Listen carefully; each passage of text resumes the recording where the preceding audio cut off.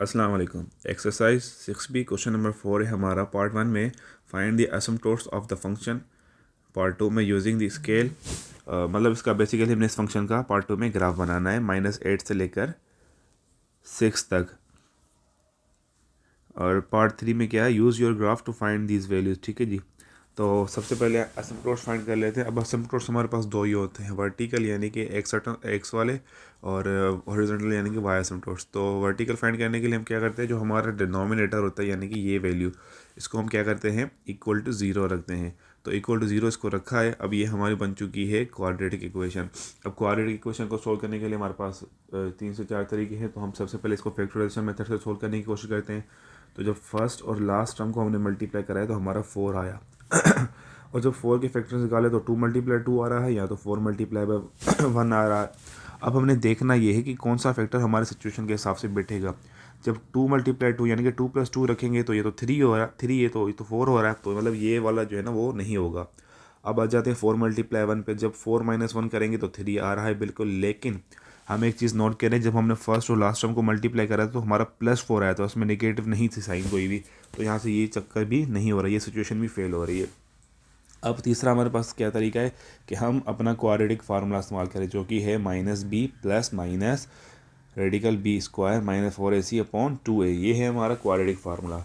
अब हमने देखना है कि हमने बस a b c की वैल्यूज में पुट करनी है और ये हमारा हो जाएगा। अब जो a होता है वो है हमारा x² का कोफिशिएंट, यानी कि ये जो b होता है वो x का कोफिशिएंट होता है, और c होता है वो हमारा कांस्टेंट होता है। तो मैंने a b और c की वैल्यूज अकॉर्डिंगली इसमें पुट कर ली है। तो जब इसको मैंने फर्दर सिंप्लीफाई किया है तो यहाँ से मेरा ये आ चुका है। जब यहाँ से -3 एज इट इज़ है, प्लस माइनस जब 16 में से 9 जाएगा तो माइनस का 7 बचेगा, और नीचे 4 एज इट इज़।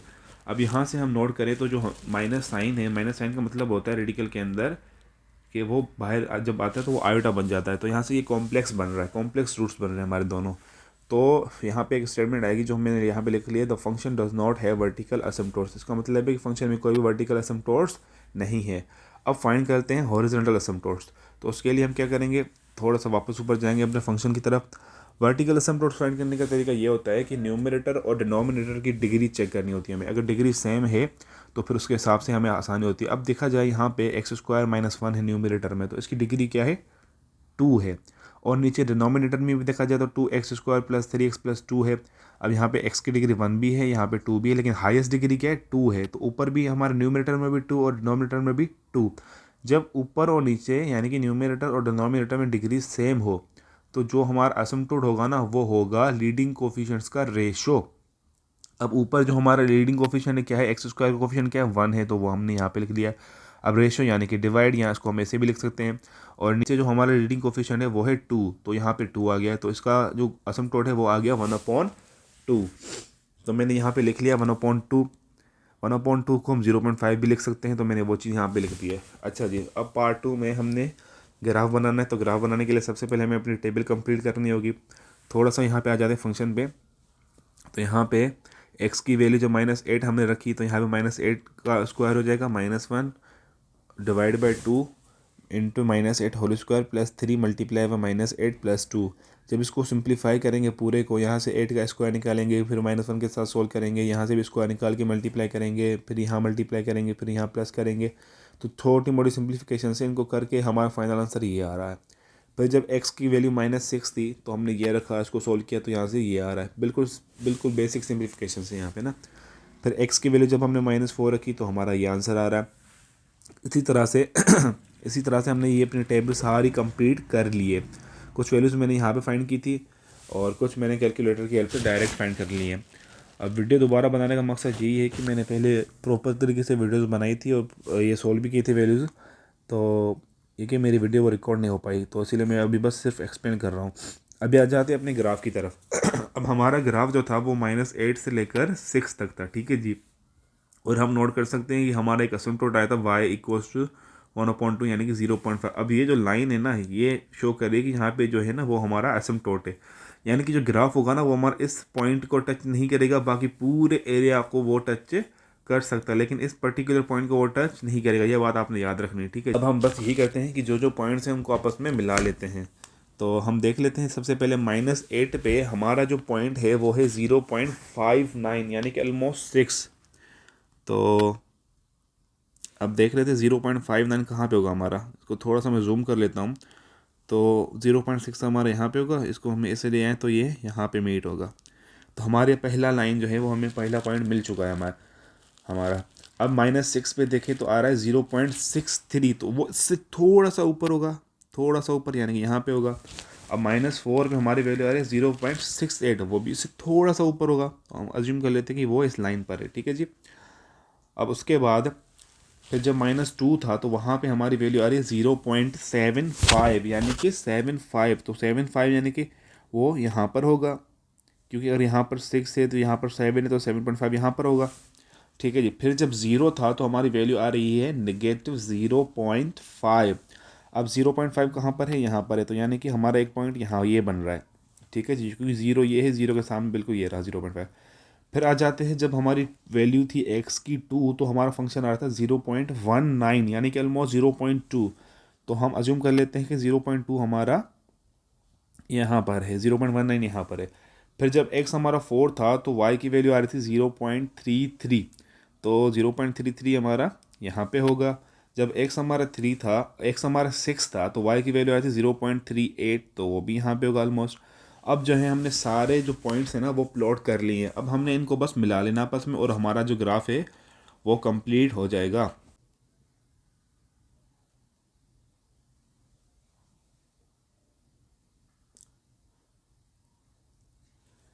ये देखिए, मैंने सारे पॉइंट्स को आपस में मिला लिया और हमारा जो है वो ग्राफ बन के आ चुका है। ये थोड़ा सा टेढ़ा मेढ़ा दिखने में लगेगा आपको, क्योंकि अच्छा ग्राफ हमारा बन चुका है।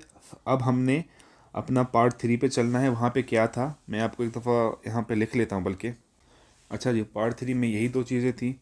सबसे पहले हमने तो ये फाइंड करना है, जब x हमारा 0.3 के बराबर है तो y की वैल्यू क्या आ रही है। तो चलते हैं अपने ग्राफ की तरफ और फाइंड करते हैं कि जब x हमारा 0.3 है, अब 0.3 हमारा कहाँ पे होगा, 0.123 यहाँ पे होगा। अब देखना हमने ये है कि 0.3 पे हमारी वैल्यू क्या आ रही है फंक्शन की। देखें तो ये ग्राफ हमारा ऊपर तो कहीं भी टच नहीं हो रहा, तो हम क्या करेंगे, इसको नीचे ले आएंगे। जब ये नीचे आएगा तो ऑलमोस्ट यहाँ पे टच होगा, तो यानी कि y की वैल्यू हमारी यहाँ से आ रही है, नेगेटिव में कुछ आ रही है, तो ये आ रही है हमारी -0.3। तो मैं यहाँ पे वो मेंशन कर लेता हूँ, ये आ रही है -0.3।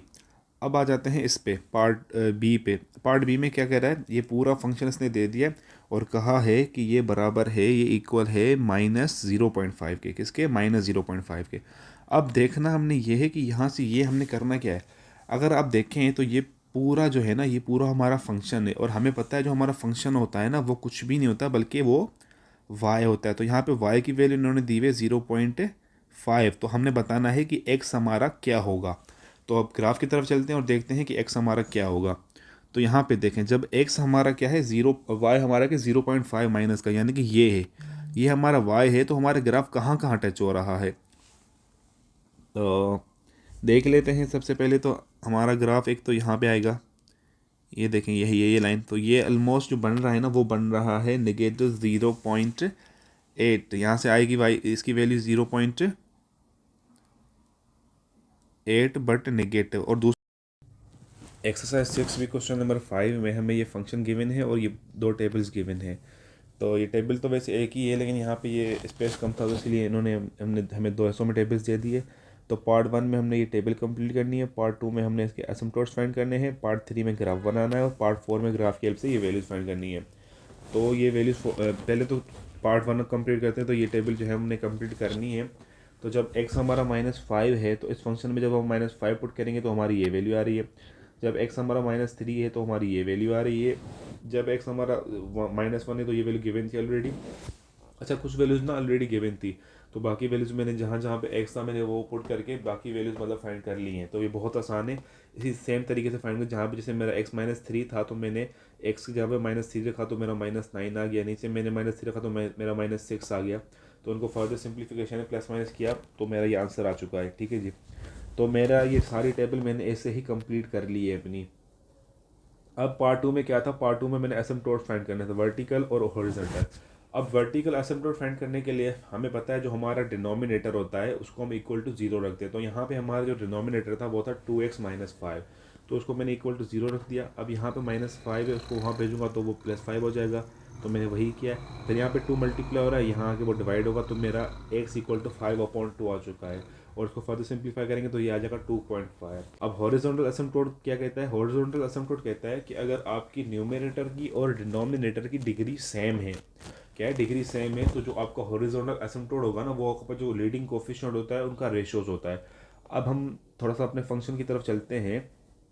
ये हमारा फंक्शन है 3x-5, 3x-7 और डिनोमिनेटर में हमारा 2x-5। तो यहाँ पे जो x है उसका पावर 1 है, यहाँ पे भी x है उसका पावर 1 है, तो डिग्रीज क्या है, दोनों की सेम है। अब वो क्या कहते हैं कि वो होगा रेशियो आपका लीडिंग कोफिशिएंट का। यहाँ पे लीडिंग कोफिशिएंट ये है, यहाँ पे लीडिंग कोफिशिएंट ये है, तो इनका रेशियो क्या हो जाएगा 3:2, जिसको हम ऐसे भी लिख सकते हैं 3/2। तो हमारा y इक्वल टू क्या आ चुका है 3/2। अब इसको फर्दर सिंप्लीफाई करेंगे तो ये आ जाएगा 1.5। यानी कि ये दोनों पॉइंट्स ऐसे हैं जहाँ पे हमारा ग्राफ जिस तरफ जाएगा लेकिन उनको टच बिल्कुल भी नहीं करेगा। तो अब ग्राफ प्लॉट करते हैं। ग्राफ मैंने ऑलरेडी यहाँ पे प्लॉट कर दिया था, लेकिन वही कि वीडियो पता नहीं अचानक से क्या हो जाता है और वीडियो मेरी ख़त्म हो जाती है, तो दोबारा मुझे रिस्टार्ट करना पड़ता है। तो मैंने ग्राफ सारा प्लॉट कर लिया। ये मेरा -5 से लेकर 8 तक जा रहा था, ठीक है जी। और y की वैल्यूज़ मैंने यहाँ पे 1 दिया और यहाँ पे मैंने 2 दिया। सबसे पहले बात करते हैं एसिम्पटोट की। तो मेरा यहाँ पे 2.5 था, x इक्वल टू 2.5 था, तो मैंने इसको, ये मेरा एसिम्पटोट है, तो मैंने इसको यहाँ पे हाईलाइट कर दिया, ठीक है जी। फिर मेरा दूसरा एसिम्पटोट था y इक्वल्स टू 1.5, तो वो मेरा ये है। तो यानी कि यहाँ से मेरा ग्राफ जाएगा लेकिन इसको टच नहीं करेगा। फिर फर्दर मैंने क्या किया है, जब मेरा x-5 था तो मेरी y की वैल्यू आ रही थी 1.47, तो वो यहाँ पे मीट होगा, जाहिर है। फिर जब x मेरा 3 था तो y की वैल्यू 1.45 आ रही थी, वो यहाँ पे मीट करेगा। जब x मेरा -1 था तो y मेरा 1.43 रहता, तो वो यहाँ पे होगा, जाहिर है। जब x मेरा 0 था तो y की वैल्यू मेरी आ रही थी 1.4, तो यानी कि वो, अच्छा, जब x मेरा 1 है तो मेरी वैल्यू आ रही है y की 1.33, तो वो 1.33 ऑलमोस्ट हमारा यहाँ पर होगा। जब x मेरा 1.5 है तो y की वैल्यू 1.25 आ रही, तो वो यहाँ पे होगा। जब x मेरा 2 है तो y की वैल्यू मेरी 1 आ रही है, तो वो 1 यहाँ पे होगा। जब x मेरा 2.2 है तो y की वैल्यू आ रही थी 0.67, तो वो यहाँ पे होगी। अच्छा जी, उसके बाद जब x मेरा 3 था तो मेरा y आ रहा था 2, तो वो मैंने 2 बिल्कुल यहाँ पे कर दिया है कि ये यहाँ पे मीट हो रहा है। फिर उसके बाद x हमारा था 3.5। अब 3.5 समहाउ हमारा यहाँ पर होगा इन बिटवीन, तो 3.5 पे हमारी वैल्यू आ रही है 1.75। अगर 1.5 हमारा ये है तो 1.75 से ऊपर ही होगा, तो ये यहाँ पे मीट हो जाएगा। फिर जब x हमारा 4 है तो y की वैल्यू हमारी आ रही है 1.4, 1.6, 1.6, ज़ाहिर है 1.5 से ऊपर ही होगा, तो वो यहाँ पे आ जाएगा। जब x हमारा 4 है तो हमारी y की वैल्यू आ रही है 1.6, तो 1.6 हमारा समहाउ यहाँ पर लाई करेगा। फिर उसके बाद जब x हमारा है 6 तो हमारी y की वैल्यू आ रही है 1.57, तो जाहिर है जो अब 6 है तो वो 1.57, तो शायद 1.5 से थोड़ा सा तो ऊपर ही होगा, तो वो हम अज्यूम कर लेते हैं कि हमारा यहाँ पर होगा। फिर जब हमारी वैल्यू 8 है तो हमारा फंक्शन आ रहा है 1.55, 1.5 नहीं आ रहा, ये आ रहा है 1.55, यानी कि बिल्कुल स्लाइट डिफरेंस होगा, बिल्कुल स्लाइट डिफरेंस होगा, और ये वैल्यू हमारी यहाँ पे लाई करेगी।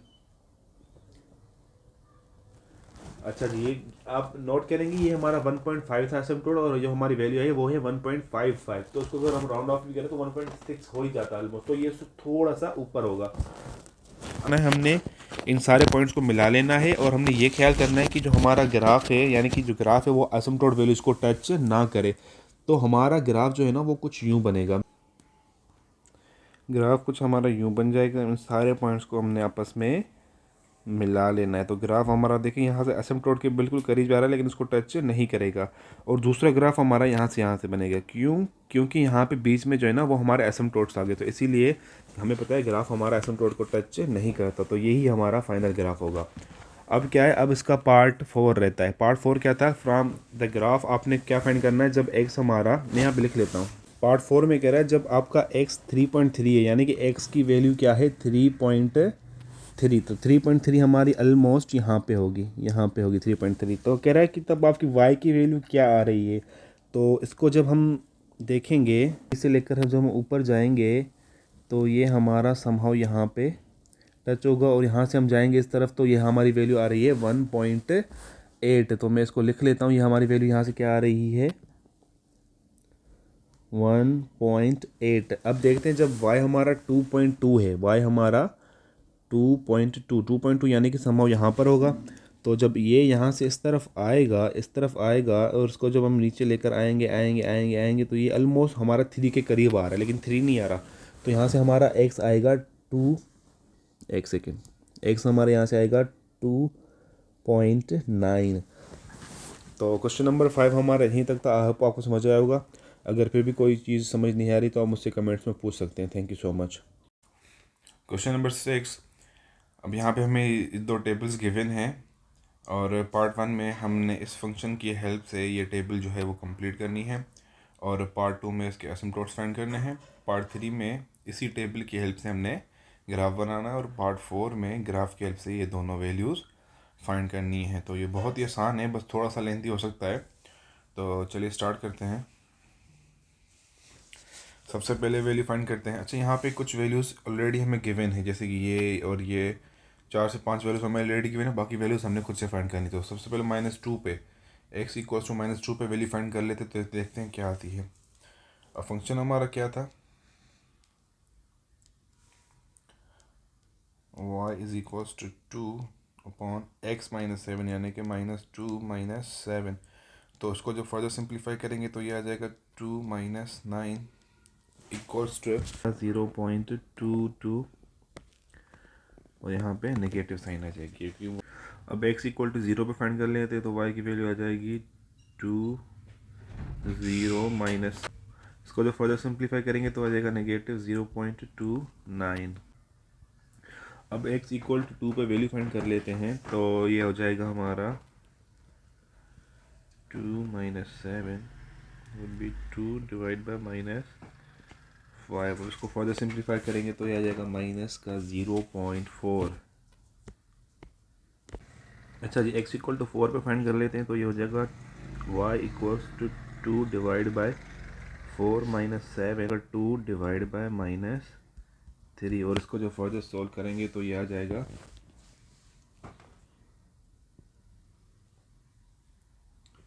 -0.67। अब 4.5 पे फाइंड कर लेते हैं तो ये हो जाएगा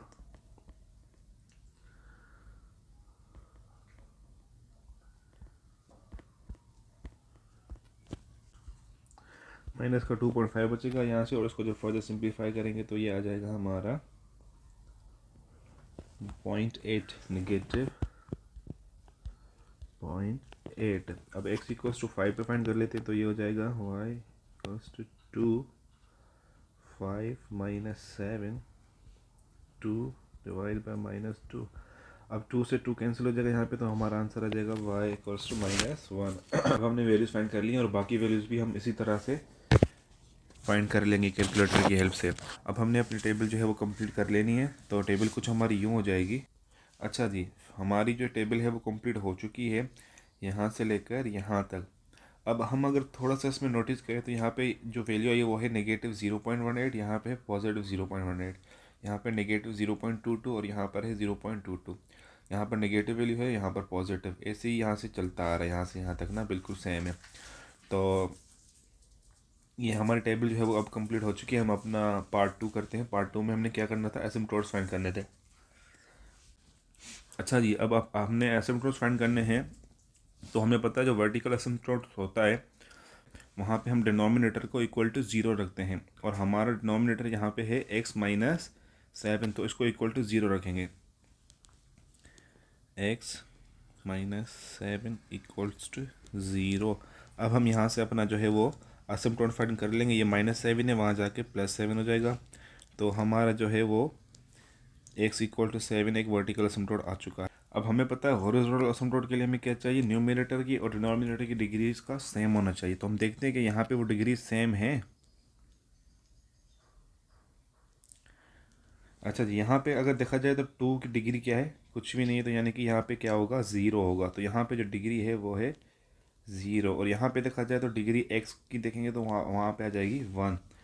तो अब ऊपर डिग्री ज़ीरो है, नीचे 1 है, तो हमारा यहाँ पे वो वाला अब ऊपर डिग्री ज़ीरो है, नीचे 1 है, तो यहाँ पे अगर डिग्रीज दोनों की सेम होती तो जो दोनों का लीडिंग कोफिशिएंट होता उनका रेशो निकाल लेते तो वो हमारा एसिम्पटोट हो जाता। लेकिन यहाँ पे डिग्रीज जो कि दोनों की डिफरेंट है, तो जो हमारा एसिम्पटोट आएगा वो होगा इक्वल टू ज़ीरो, यानी कि वाई जो होगा हमारा वो इक्वल टू ज़ीरो होगा। तो यहाँ से क्या आ जाएगा, y इक्वल्स टू ज़ीरो। अब हमारे जो है वो असिम्पटोट्स आ चुके हैं, x इक्वल टू 7 और y इक्वल टू ज़ीरो। अब पार्ट 3 की तरफ चलते हैं। पार्ट 3 में हमने बनाना था इसका ग्राफ, तो चलते हैं ग्राफ की तरफ। अच्छा जी, अब ग्राफ हमने बना लिया है और अब हम जो है वो पॉइंट्स को मिला लेते हैं।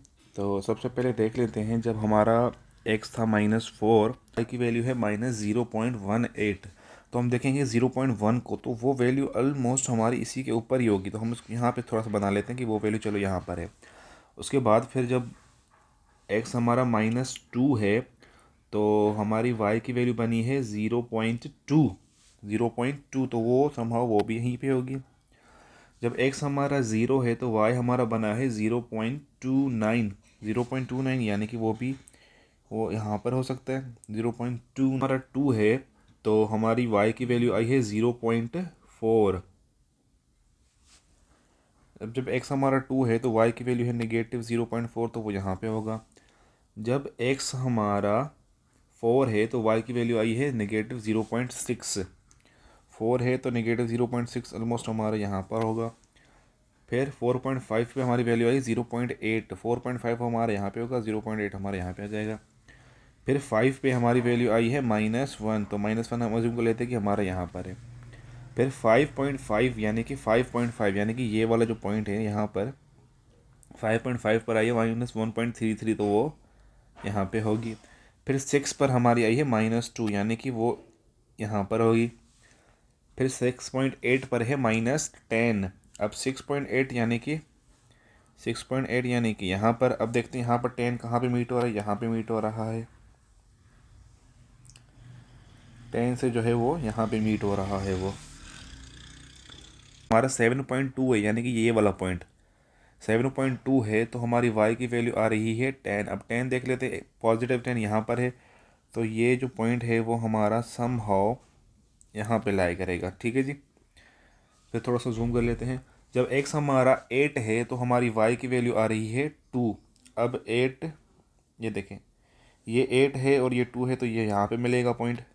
जब x हमारा 8.5 है, यानी कि यहाँ पर, तो y की वैल्यू हमारी आ रही है 1.33, तो यानी कि वो 1.33 कहाँ पे होगा हमारा, 1.3 अगर हम अज्यूम करें 1 यहाँ पर है, तो 1.3 थोड़ा सा इससे ऊपर होगा, यानी कि यहाँ पे। जब x हमारा 9 है तो हमारी वैल्यू आ रही है 1, तो वो यहाँ पे मीट होगा। जब x हमारा 9.5 है तो हमारी वैल्यू आ रही है 0.8। अगर 9.5 हमारा यहाँ पर है तो 0.8 हमारी यहाँ पे हो सकती है। तो इसके बाद जब x हमारा 10 है तो हमारी वैल्यू आ रही है 0.67, तो ये इससे छोटी सी थोड़ा सा नीचे होगी। फिर जब x हमारा 12 है तो हमारी वैल्यू आ रही है 0.4, तो वो इससे भी नीचे होगी। जब x हमारा 14 है तो हमारी वैल्यू आ रही है 0.29, तो वो यहाँ पर होगी। जब x हमारा 16 है तो हमारी वैल्यू आ रही है 0.22, तो वो भी ऑलमोस्ट यहीं पे होगी। जब x हमारा 18 है तो हमारी वैल्यू आ रही है 0.18, यानी कि 0.1, तो वो यहाँ पे होगा। अच्छा जी, हमने जो है वो सारे पॉइंट जो है वो उस पर कर लिए हैं। अच्छा जी, हमने ना अभी सारे पॉइंट्स को आपस में मिला लिया है। एक और चीज़ है असमटोट्स। अब हमने बताने कि ग्राफ के असमटोट्स कौन से हैं, तो वो एक्स इक्वल टू 7। अब देखते हैं x इक्वल टू 7 कहाँ पे होगा हमारा। x इक्वल्स टू 7 यहाँ पे होगा हमारा, यानी कि ये वाला पॉइंट। अब ये वाला जो पॉइंट है वो हमारा क्या है, एक असमटोट है, यानी कि इस पॉइंट को, इस पर्टिकुलर पॉइंट को हमारा जो है वो ग्राफ टच नहीं करेगा। ठीक है जी, ये आपने ध्यान रखना है। मैं यहाँ पे थोड़ा सा इसको हाईलाइट कर लेता हूँ ताकि हमें अंदाज़ा हो सके जब इसको जूम आउट करें तो। अच्छा जी, तो ये एक पॉइंट था जहाँ पे हमारा ग्राफ टच नहीं करेगा। और दूसरा पॉइंट क्या था हमारा, देख लेते हैं, वो था y इक्वल्स टू ज़ीरो। अगर आप याद करें तो वो था y इक्वल्स टू ज़ीरो, यानी कि ओरिजिन पे तो y इक्वल्स टू 0, तो ये वाला पॉइंट है, यानी कि यहाँ पे भी हमारा जो है वो ग्राफ टच नहीं करेगा। अब हमने जो बाकी पॉइंट्स हैं उन दोनों को हमने आपस में मिला लेना है, फिर हमारी कुछ ना कुछ फिगर बन जाएगी। ग्राफ तो हमारा ये बनेगा -4 से लेकर ये यूँ आएगा, इन सब पॉइंट्स को टच करता आएगा और यहाँ से आखिर आके 10 से मिलेगा। एक ग्राफ तो हमारा ये बन गया, ठीक है जी। अब यहाँ पे आ जाते हैं फर्स्ट क्वाड्रेंट में, तो हमारा यहाँ से एक ग्राफ ये भी बन रहा है।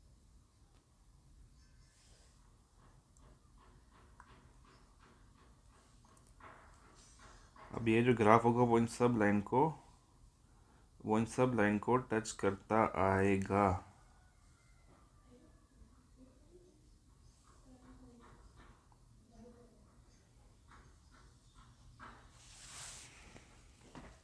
अब हमने जाके इसको अपने फाइनल पॉइंट से मिला लेना है, जो कि हमारा 10 था आई गेस।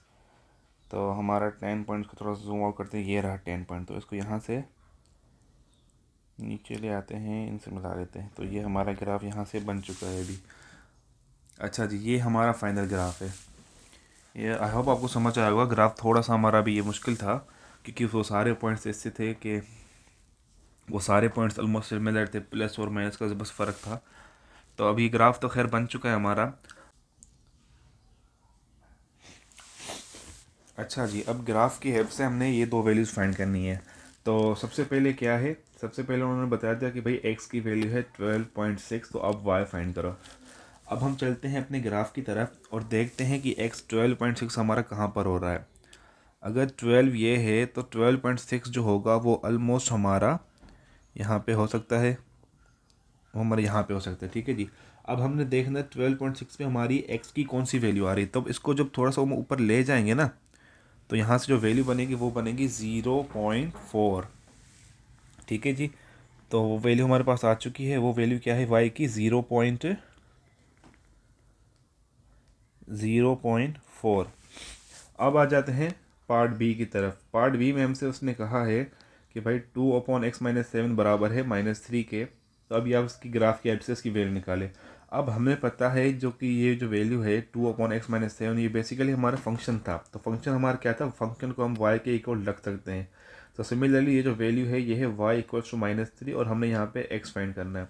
चलते हैं अपने ग्राफ की तरफ और फाइंड कर लेते हैं कि जो है -3 जब y की वैल्यू है तो x की वैल्यू क्या आ रही है। तो हम देख लेते हैं -3 हमारा कहाँ पे होगा। -3 जो है वो हमारा यहाँ पे होगा। -3 यहाँ पे होगा। अब हमने देखना x की क्या वैल्यू आ रही है। जब इसको हम यहाँ से ले जाएंगे ना स्लाइड सा, तो यहाँ पे जो वैल्यू बन रही है ना वो बन रही है ऑलमोस्ट 6.4। अब हमने ये सारा क्वेश्चन सॉल्व कर लिया। आई होप आपको समझ आया होगा। Thank you so much.